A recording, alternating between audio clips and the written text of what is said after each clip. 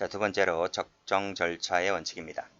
자, 의 됐고 그 근거는 헌법에 있다. 헌법 동그라미. 전 시간에 배웠죠. 자, 밑에 판례가 중요한데 헌법이 규정하고 있는 적법 절차는 절차 동그라미, 실체적 내용 동그라미 이 두 가지 모두 다 적정해야 한다는 것이 출제가 여러 번 됐었는데요. 제목에서 보면 적법 절차, 즉 절차만 적법이어야 한다 라고 그래서 절차만 적법이면 되는 것이지 내용까지 적정할 필요가 있느냐 이렇게 해석될 수도 있지만 이 최고법이 헌법이라고 했잖아요. 법률 체계도를 한번 제가 적어보면 헌법 밑에 법률이 있고요. 법률 밑에 명령, 그 밑에 규칙이 있는 것이잖아요. 그런데 최고법이 헌법이란 말이죠. 자, 법률에는 뭐가 있습니까? 그쵸? 형법이 있고 형소법이 있는 거예요. 자, 이 형법은 실체법이고 형소법은 절차법인 거예요. 이 헌법에 뭐가 있다고요? 적법 절차의 원칙이 규정되어 있단 말이죠. 그래서 이 적법 절차라고 하는 것은 형법에도 지배하고 형소법도 지배하는 거예요. 따라서 적법 절차는 절차뿐만 아니라 그 실체적 내용까지도 모두 적용된다라고 볼 수 있는 것이죠. 자, 밑에 판례. 적법 절차 원칙은 절차, 형사 절차에만 적용되지 않고, 즉 형소법에만 적용되지 않고 그런 말입니다. 입법 행정, 국가의 모든 공권력 작용에도 이 절차의 적법성뿐만 아니라 그 내용까지 실체적인 적법성이 있어야 한다는 것을 명시하고 있다. 이렇게 보시면 됩니다.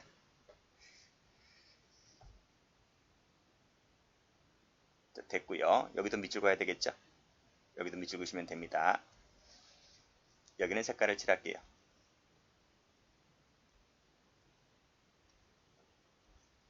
자, 됐습니다. 자, 내용을 봅니다.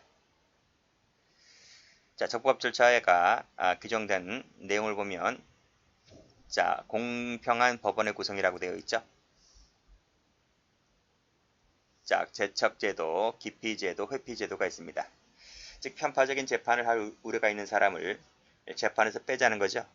라고 해서 이 제척, 기피, 회피제도는 적법 절차, 즉의 내용과 관련되어 있고 자, 그 밑에 뭐 관할 이전이라든지 뭐 이런 것도 있긴 한데 읽어보시면 됩니다. 시험에 또 잘 나오는 것이 변호인의 조력을 받을 권리가 있습니다. 이 변호인에는 국선 변호인도 포함됩니다. 그래서 쉼표하고 적어보세요. 국선 변호인 선정도 이와 관련성이 있다. 그리고 검사의 객관의 의무도 있다. 문제집 가면 다 나와 있을 겁니다. 자, 피고인 방어권 보장에서 뭐 공판정 출석권 또 관련성이 있고 진술권, 진술거부권 또 한번 적어볼까요? 열람복사권 또 관련성이 있습니다. 그래서 소송 서류나 증거물에 대한 열람복사권이라든지 압수수색의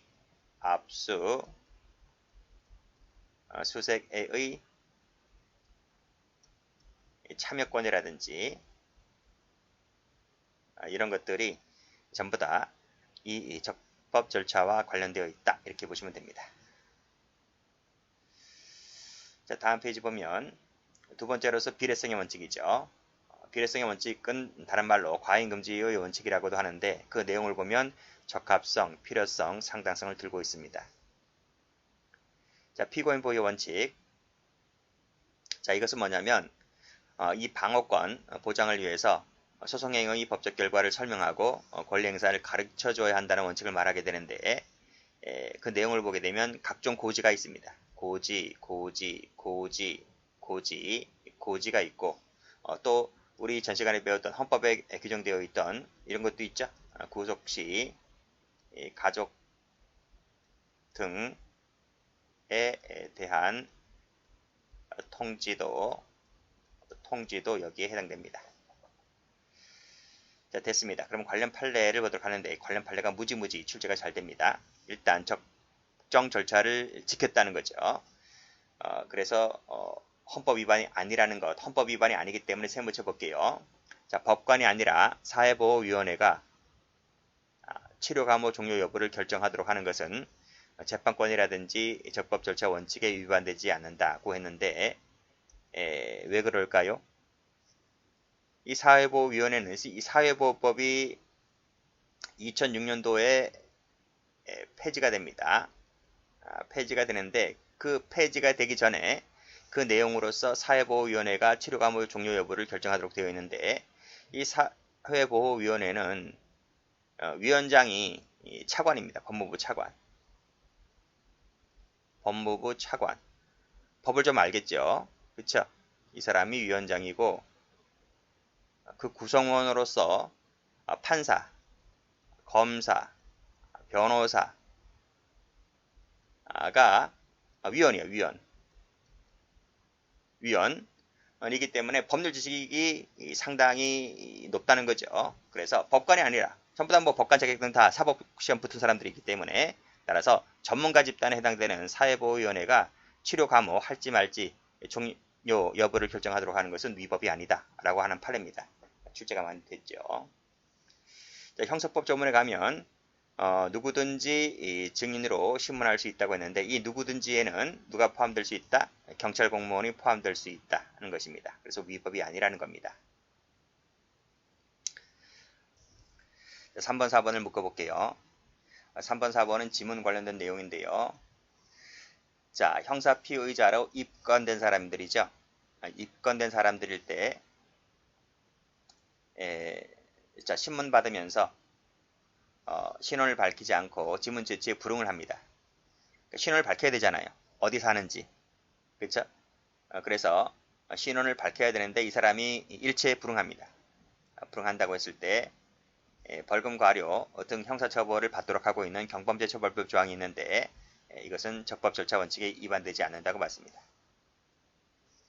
경찰청장이 이 지문 정보를 보관, 전산화하고 범죄 목적에 이용한다고 할 때 나름대로의 그 취지, 목적이 인정되기 때문에 역시 무죄 추정 원칙이라든지 적정 절차 원칙에 위반되지 않는다고 봤습니다.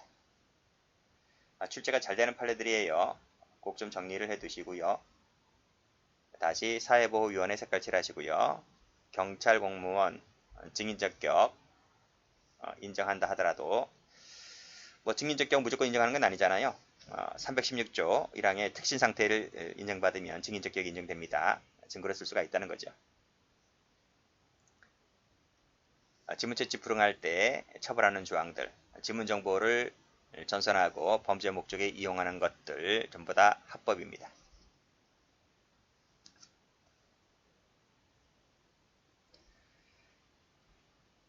자, 5번, 6번을 묶어볼게요. 자, 요런 취지들은 읽어보세요. 조그마한 글씨들은 읽어보시고 자, 검사가 교도관으로부터 그가 보관하고 있던 비망록 등 자료를 제출받아서 이를 압수했을 때 역시 피고인의 승낙이나 영장 없이 행해졌다 할지라도 위법이 아니다. 밑에도 마찬가지입니다. 그 내용은 이제 조그만 글씨에 다 나와 있습니다. 간호사 역시 마찬가지입니다. 역시 간호사로부터 감정 목적으로 임으로 제출받아 이를 압수했을 때 역시 동의 없이 영장 없이 행해졌다 할지라도 영장주의 위반이 아니다는 내용의 판례입니다. 중요한 판례들입니다. 색깔칠 할게요. 교도관, 간호사, 밑에 영장 없이 행해졌다 할지라도 영장주의 위반이 아니다는 판례 저 뒤에서 나올 겁니다. 자, 다음 판례 보면 7, 8번을 묶어볼게요. 자, 교정시설에 수용될 때마다 전자영상 감시기로 항문 부위에 대한 신체 검사를 하죠. 항문 찍잖아요. 마약 갖고 들어왔는지 찍을 때 필요한 최소 한도를 벗어나서 과잉금지 원칙이 위배되지 않는다고 봤습니다. 자신들은 뭐 모욕적이다라고 볼 수 있는데 어쩔 수 없는 거예요. 범죄에 관련된 부분으로도 많이 쓰이기 때문에. 자, 역시 마약사범입니다.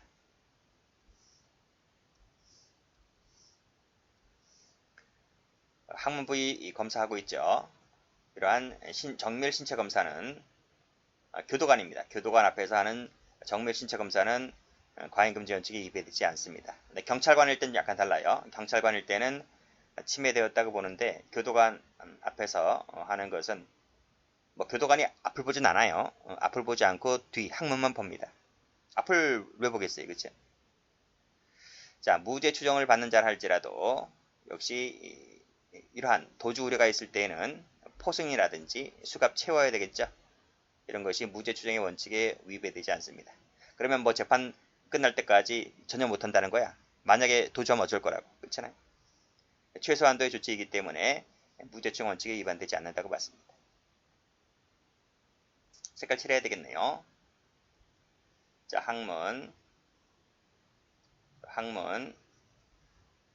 항문이 보이는 정밀 신체 검사인데 누구 앞에서 했다? 교도관 앞에서 한 것은 괜찮다는 겁니다. 경찰관리든 안 돼요.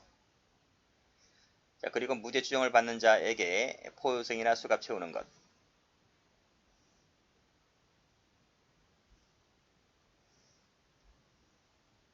도주, 항거 억제하는 데 최소한 조치라는 거예요. 아무리 이런 사람이라 할지라도. 자, 다음 갈게요. 자, 금치 처분이라고 하는 건 뭐냐면 이 사고 친 놈들 있죠. 교도소 안에서 사고 치면 사고를 치면 징벌을 받아요. 징벌. 그러면 교도소 안에 거실방에 좀 더 엄격한 거실방에 또 들어가는 거야. 그러니까 교도소 안에 교도소라 보시면 돼요. 이 금치 처분을 당하게 되면 많은 제약이 있어요. 뭐 TV 시청도 안 되고 신문 열람 제한도 안 되고 편지, 접견 일체 금지입니다. 그래서 많은 제약이 따르는 거예요. 자, 금지 처분을 받은 수용자에 대해서 여기 나와 있네. 접견 금지. 접견 금지. 서신 안 돼요. 편지란 말이에요. 편지 주고받는 거. 수발은 뭐예요? 주고받는 거. 금지하고 있는 거. 합헌으로 봤습니다. 통신 자유를 침해하지 않는다. 조심할 것은 뒤에 나오겠지만 금치 처분을 받은 자라 할지라도 운동금지 있죠. 운동금지. 운동금지는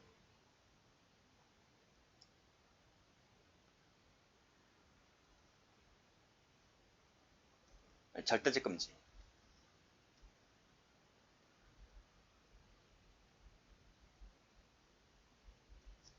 다음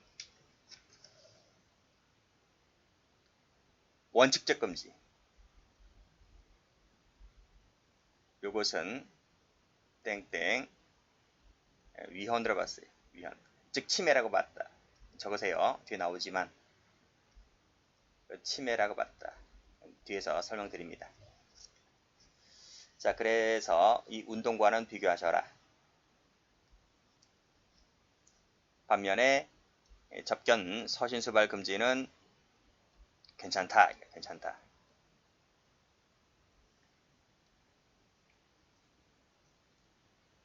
자, 다음. 자, 기피 신청. 기피 신청이 앞에서 뭐라고 그랬습니까? 기피 신청은 뭐라고 그랬어요? 공정한 재판의 일환으로서 편파적인 재판을 할 우려가 있는 사람은 재판에서 빼자라는 거였잖아요. 근데 그 기피 신청이 소송 지연이야. 소송 지연을 목적으로 함이 명백하다면 그 법원이나 신청이 이를 기각할 수 있도록 한 형사법 조항은 침해하지 않는다고 봤죠. 그 얼마 전에 있었잖아. 이재명 관련자 이화영이죠. 이화영 전 경기부지사라는 사람이 대북 송금 뭐 몇백만 달러 막 보내고 그랬잖아요. 그래서 막 재판이 다가오는데 막 와이프가 나와서 깽판 부리고 변호사 나와서 깽판 부리고 그쵸? 변호사 막 교체하고 변호사도 법정에 안 나오고 필립 변호사 건인데 나중에는 그 담당 재판부를 기피 신청했잖아. 기피 신청해서 1심, 2심까지 갔잖아요. 3심까지 갔단 말이죠. 그쵸? 다 기각해버렸어. 기각. 그 재판이 자꾸 지연되는 거예요. 이런 조항은 위반이 아니다. 침해하지 않는다고 봤습니다.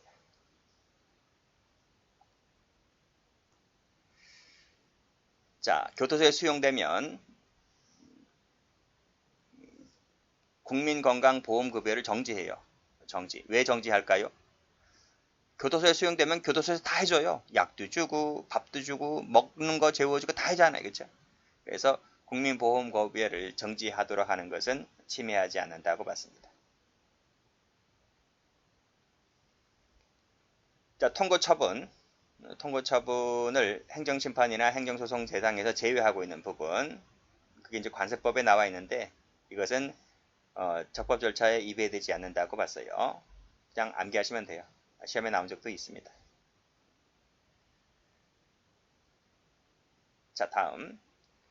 자, 형사법 14번 체크 한번 해볼게요. 형사법에 가면 이런 조항 나와 있습니다. 압수수색 영장을 처분을 받은 자에게 반드시 제시하도록 되어 있는데 그게 원칙인데 이 모든 것은 전부 다 영장 제시가 가능한 상황을 전제로 깔고 있는 거예요. 따라서 밑에 보면 현장이 없어요. 또는 현장에서 그를 발견할 수 없는 것처럼 영장 제시가 현실적으로 불가능해요. 그랬다면 영장을 제시하지 아니한 채 했다 하더라도 위법은 아니다 라고 본 판례입니다. 중요한 판례죠. 나중에 저 뒤에서 자세히 배울 겁니다. 그래서 관련 법조문도 얼마 전에 개정이 됐어요. 이런 판례를 반영해서. 자, 15번 가보겠습니다. 이런 내용 나와 있네요. 2번 이상 위반한 사람이 또다시 술에 취한 상태에서 운전대를 잡습니다. 그러면 이렇게 처벌조항이 나와 있는데 이 규정이 적용하고 있는 이 2번 이상 위반한 것에는 개정된 도로교통법이 시행되기 전에 이전에 행해진 것도 전과까지 포함하는 것도 해석하는 것으로 봐야 된다는 건 얘기죠. 만약에 이 2번 이상이라고 하는 것이 개정된 이후에만 적용된다 그러면 만약에 이 관련된 법조문이 1년마다 개정돼요. 그럼 1년마다 다시 리셋 돼가지고 이 숫자를 처음부터 세야 됩니까? 그쵸? 그러니까 그러한 불합리성이 있기 때문에 개정되기 전까지 이 숫자를 포함시키는 것은 위배되지 않는다. 이렇게 해석이 가능한 거죠. 자, 그러면 다시 색깔을 칠해 볼게요. 기피 신청이 소송 지원을 목적으로 할 때 기각하도록 하는 것은 합헌이다. 수용될 때 국민건강보험급여를 정지하도록 하는 것도 합리성 타당성 있는 것이죠. 그렇죠? 이것까지 타먹으면 뭐 이중으로 받는 것이고 나중에 부자 되겠네요.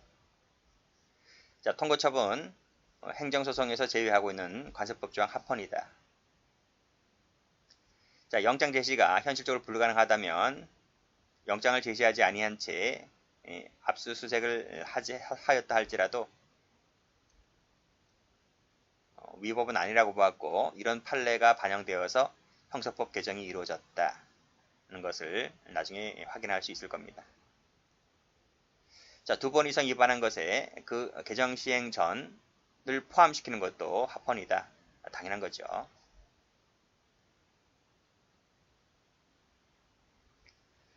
자, 다음 페이지 가봅니다. 자, 다음 페이지는 적정 절차 위반된 것이라서 빨간색으로 들어볼게요.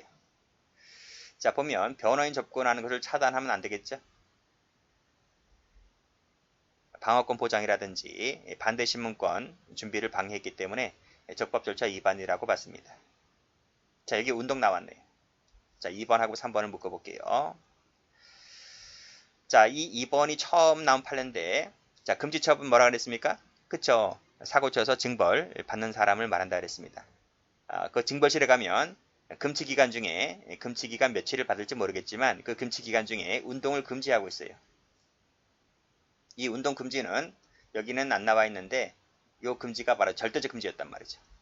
일체 운동 금지야. 운동 금지. 운동 못해. 아시겠죠? 그러니까 절대적이란 말이 빠지지만 그 전까지는 운동 자체가 안 돼 있기 때문에 이 금지는 절대 금지를 말합니다. 이것은 수용자의 인간으로 갖고 있는 존엄과 가치를 침해했다고 봤습니다. 그래서 이 판례 때문에 이 헌재 판례 때문에 적지 마세요. 개정이 돼요. 개정. 형집행법에 개정이 되어서 그 개정된 것이 이제 2007년도인데 여러분 적지 마시라고요. 2007년도 12월 달에 개정이 돼요. 근데 어떻게 개정되냐면 이렇게 개정되는 거예요. 자, 필요하다고 인정이 되면 필요하다고 인정이 되면 실내 운동 허가할 수 있다. 이렇게 개정이 됩니다. 아, 진짜 운동시켜주기 싫은가 봐요. 법무부에서 이렇게 개정하는 거예요. 그렇죠? 국회를 통과하는 거예요. 그래서 필요하다면 운동 허가해 줄 수 있다. 허가 못 받으면, 필요가 없다면 안 해주는 거죠. 그래서 법이 이렇게 개정이 되니까 이 조항이 또다시 이제 헌법재판소에 간 거예요. 그래서 어떻게 헌재에서 판결이 나오냐면, 자, 금치 기간 중에 방금 읽었죠. 실외운동. 실외운동을 지금 허가할 수 있다. 필요하다고 인정될 때에 그것도 허가사항인 거야. 허가사항. 허가 안 해주면 필요성이 인정된다 하더라도 못하는 거야. 그래서 원칙적으로 제한하고 있는 거죠. 그 말이 뭐야? 원칙적 금지인 거지. 원칙적으로 제한하고 있단 말이죠. 이것조차도 침해다, 침해. 라고 결정 때린 겁니다. 그래서 이 2016년도 요 판례 때문에 또 개정이 돼. 개정이 됩니다. 그래서 그 개정된 것이 어떻게 개정이 되냐면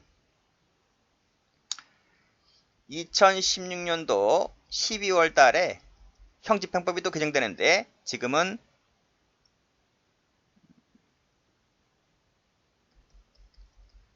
실외 운동을 제한하는 경우라도 이 제한하는 것이 이제 막 제한하는 게 아니고요. 도주 우려가 있거나 도주나 뭐 자해 우려가 있을 때의 등입니다. 에 제한하는 겁니다. 막 제한하는 게 아니고 이런 경우라 할지라도 매주 1회 이상 할 수 있도록 법이 바뀌는 거예요. 적어도 매주 한 번 이상은 해줘라. 도주 우려가 있다 하더라도 이렇게 바뀝니다. 그러니까 이 금치당하는 수용자가 도주 우려가 없다면 당연히 매일마다 할 수 있습니다. 매일마다 뭐 재량으로 두고 있어요. 뭐 10분이면 10분, 20분이면 20분 이렇게 얼마를 줍니다. 그러나 도주 우려가 있으면 매일마다는 안 되지만 매주에 한 번 이상은 할 수 있도록 법이 바뀝니다. 그래서 이 금치 기간 중에 운동의 역사도 이렇게 볼 수가 있는 것이죠. 그러니까 여러분들이 이거 알 필요 없고 요것만 알고 계시면 됩니다. 금치 기간 중에 운동 못하게 하는 것, 이것은 안 된다. 이렇게 정리하시면 돼요. 그런데 말씀드렸듯이 TV 시청이라든지 집필 전화, 접견 이런 건 안 됩니다.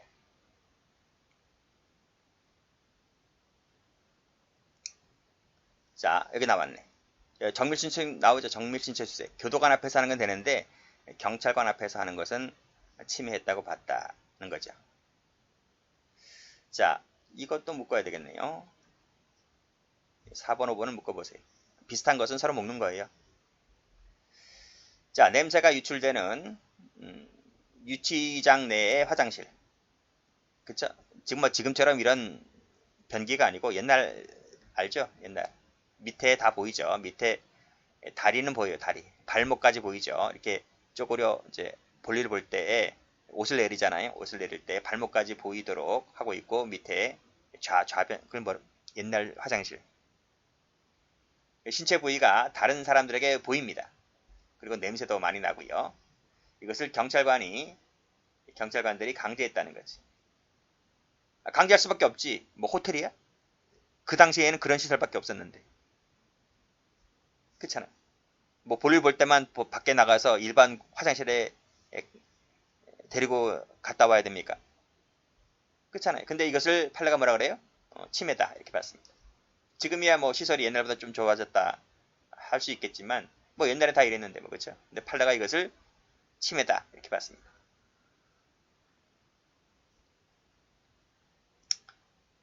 자, 다음 볼게요. 접견교통권 나왔네요.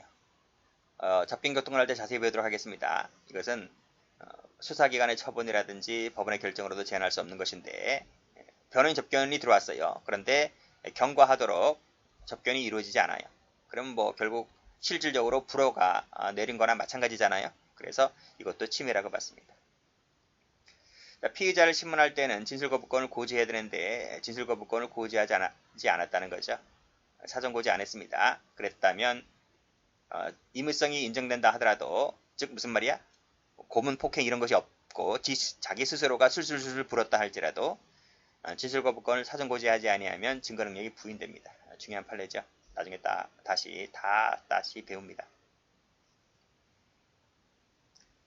자, 선관위 직원이 관계인에게 진술이 녹음된다는 사실을 알려줘야 하는데 이것을 알려주지 아니하였다는 겁니다. 녹음 떴다면 위법이다는 것입니다. 적법 절차 위반이기 때문에. 증거로 못 써요. 자, 그 다음도 보시면 역시 적법 절차에 따르지 않았죠? 위법 수집 증거입니다. 그래서 증거로 못 씁니다. 검사의 개구 해제 요청이 있는데 교도관이 거절합니다.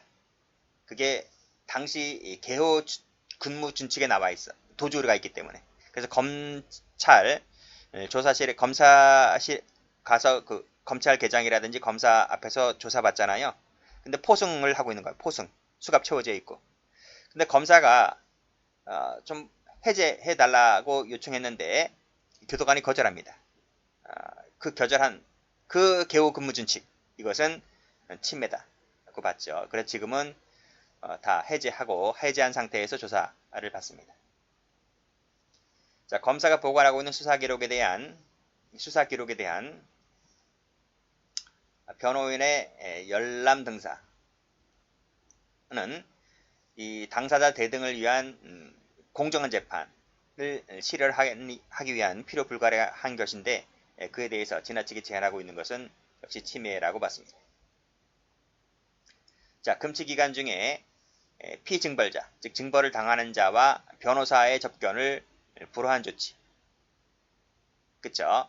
이것도 위반이다고 봤죠. 왜냐하면 증벌을 받을 때 그 나름대로 사유가 있을 거예요. 거기 사고를 쳤는데 그 사고 친 것이 여러 가지 사유가 있을 거 아닙니까?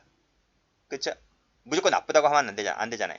나름대로 사유가 있을 텐데 그때 이 증벌을 당하는 자에게도 뭐 또다시 사법심사에 들어가고자 한다면 변호사와도 그건 아직까지 그 해당 사건에 대해서는 미결이니까요.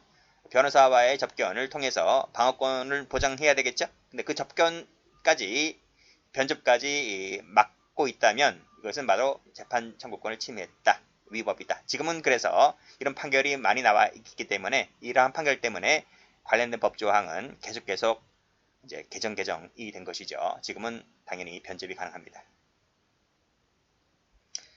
구속영장 실효 여부를 누구에게 맡기도록 하고 있다? 검사 의견에 좌지우지하도록 하고 있는 것도 적법 절차를 침해했다고 봤고요. 자, 피고인의 소재를 확인할 수 없는데 진술 없이 재판할 수 있도록 한 소촉법조항 판례가 위법이라고 봤습니다. 자, 이렇게 판례를 많이 정리하셔야 돼요. 판례가 제일 출제가 많이 됩니다.